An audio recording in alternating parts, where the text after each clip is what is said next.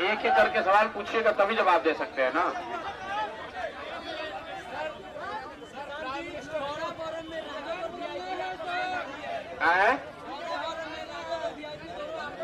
भाई महागठबंधन के नाम पर ये लूट की लड़ाई है। कौन कितना ज्यादा लूट सके, कौन कितना ज्यादा सीट ले सके, किसी को मालूम नहीं है कि जब चुनाव हो जाएगा अगर गलती से ये लोग जीत गया तो कहां रहेगा, कौन किधर भागेगा किसी को पता नहीं है। जो जिसको सरकार में मौका मिलेगा उधरे भाग जाएगा।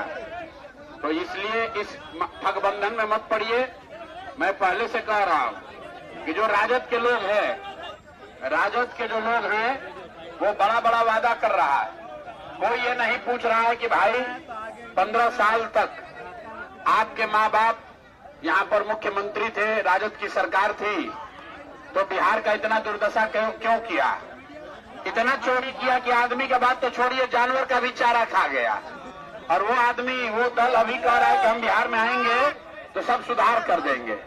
तो भाई 15 साल में क्यों नहीं किए? इसीलिए हम लोग रोज कहते हैं कि राजद का हालत वो है कि जो बूढ़े शेर का होता है। बूढ़ा शेर का कहानी सुने हैं ना? बूढ़ा शेर जब बूढ़ा हो जाता है, शिकार नहीं कर सकता है, तो सोने का कंगन लेके बैठता है ताकि कोई रास्ता चलता हुआ आदमी कंगन के लालच में आए तो उसको पकड़ के खाएंगे। तो ये राजद वाले जो हैं, ये जंगल राज वाले नेता, ये चाहते हैं बड़ा बड़ा वादा करके कि जनता फिर भ्रम में पड़ के किसी तरह हम लोग को वोट दे, तो फिर हम लोग अपहरण, रंगदारी, गुंडागर्दी जो पहले करते थे वही चालू करेंगे। इसलिए राजद को कोई वोट देने वाला नहीं है। लड़ाई जो है वो नीतीश भाजपा की एनडीए और जनसुराज के बीच में है।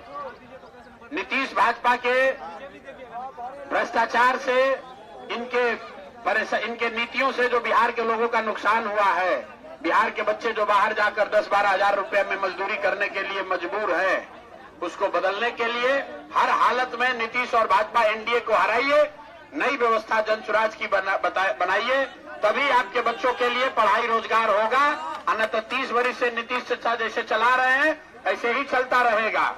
अगर गलती इस बार किए तो अगले 5 वर्ष भी भैया रोना मत, फिर मुखिया आपको 2-2.5 हजार रुपया राशन कार्ड में लेगा ही लेगा।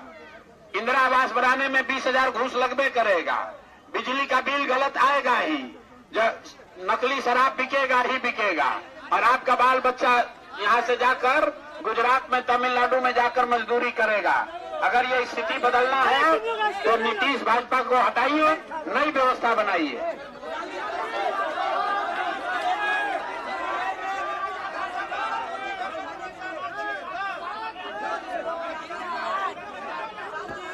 नीतीश कुमार 6 गो सभा दिन भर में जो कर रहे हैं उसमें मिला के भी इतना आदमी नहीं आता है जितना एक सभा में यहाँ आया है।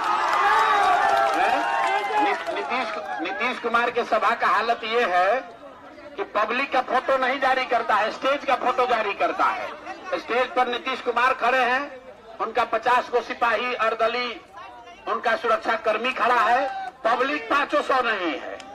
पब्लिक ने मन बना लिया है, देखिए हम लोग यहाँ खड़े हैं, यहाँ आए हैं, कोई सुरक्षा नहीं है, हमको कोई डर नहीं है।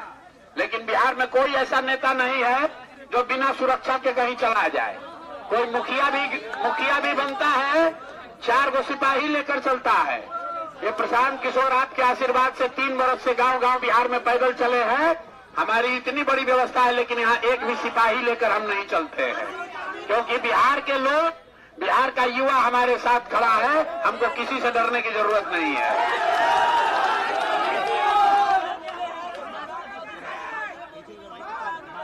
अच्छा, अमित शाह बोले हैं, एक और है कि अमित शाह बोले हैं सम्राट चौधरी को जिताइए।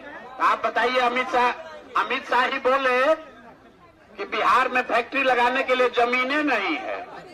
इनका देखिए, इनका सोच क्या है कि बिहार में फैक्ट्री लगाने के लिए जमीन नहीं है और गुजरात में जमीन है, ताकि गुजरात का लड़का बनेगा फैक्ट्री का मालिक, अब बिहार का लड़का जाकर करेगा गुजरात में मजदूरी।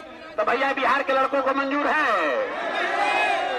कई वो अमित शाह आएंगे और जाएंगे, बिहार के लड़के अभी इस बात पर तैयार नहीं है। अभी तक विकल्प नहीं था, इसलिए मजबूरी में इन लोग को वोट देना पड़ता था।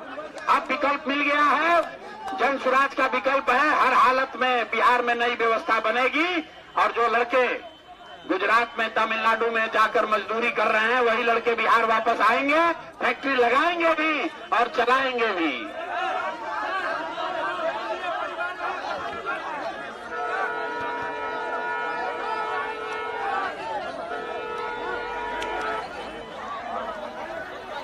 गर्मियों की छुट्टी होने वाली थी, मेरे पापा आने वाले थे, तो हम लोग सभी खुश थे। तो मैं एक बेड पे चढ़ के डांस कर रहे थे। डांस कर रहा था, लेकिन वो पहले ही आ गए। फ्रीज। तो मैं उस समय तो कंटिन्यू नहीं कर सकता था, तो फ्रीज फ्रेम टाइप का हो गया। कसम पैदा कर